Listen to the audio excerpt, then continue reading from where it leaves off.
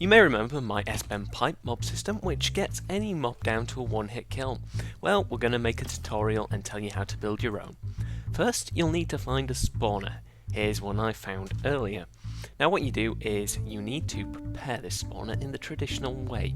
So first, take out the chests, sort out the walls, and just get yourself a nice big area to work with. The next thing you'll need to do is lower the floor a few blocks, and this isn't anything new, this is just what we do in the normal mob system. You can replace the blocks around the wall if you want. I'm using clay blocks, but use anything you want. There we go, nice and neat. So the next thing you do is add the water currents that you usually do, and you just put them all along one wall with an infinite water source, and it should leave you with a block gap here. You leave that 2 blocks down so you've got another trench, and then when you're done with that, all you do is add water to one side, and this nicely funnels the mobs, as this sheep will now demonstrate. As you can see, there he goes, nice and easily, and he's not getting obstructed in any way. So, what you do next is you head down to the bottom of this second trench and you go down 1, 2, 3 and of course 4 blocks, and then you will need to go across 1 block. Now from here you dig down these amounts of blocks for each type of mob that you may want to kill with this system. Make sure you block up the caves on the way down. You don't want any mobs leaking out and ending up in caves along the way. Our next job is to make the room which you'll stand in to kill the mobs, or rather knock them down. So just go out 3 blocks in the opposite direction from the shaft and make a nice room as follows. You can then decorate it, very nice indeed. And then you'll need to do 2 very important things.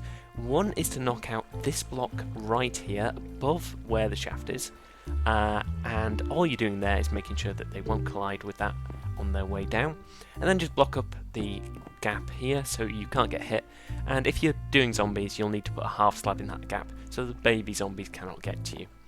Our next step is to add a gate, and all we use this for is for, restricting the flow of mobs, making sure they don't flow down prematurely, but if you want to forego that step and just hit every mob as they drop, you can do. Feel free to wire up some redstone to the gate if you feel it'll look better. Next thing you need is access to the bottom of the shaft. I recommend a water drop and a ladder to get back up. All this water drop is 3 blocks of water on top of a sign. Nice and simple, nothing too complicated. You'll need a diagonal gap to collect the loot and experience from, but we'll see how this works more later. Next step is to make it so it's dark. Now, usually you do this by putting a roof on the spawner, but I'm just going to set it to night so that we are ready to go. All you do then is you wait for the mobs to spawn, and you wait down here near the S-Ben pipe. There you're still within 20 blocks, so the mob spawner will still pump out mobs, just like this. And here we have our zombies falling into the hole. You then wait for a sufficient quantity to build up, and then all you do, very simply, is open the gate and you hit them off. That's it, that's as simple as it gets. You're just punching them off so they fall down the shaft behind them.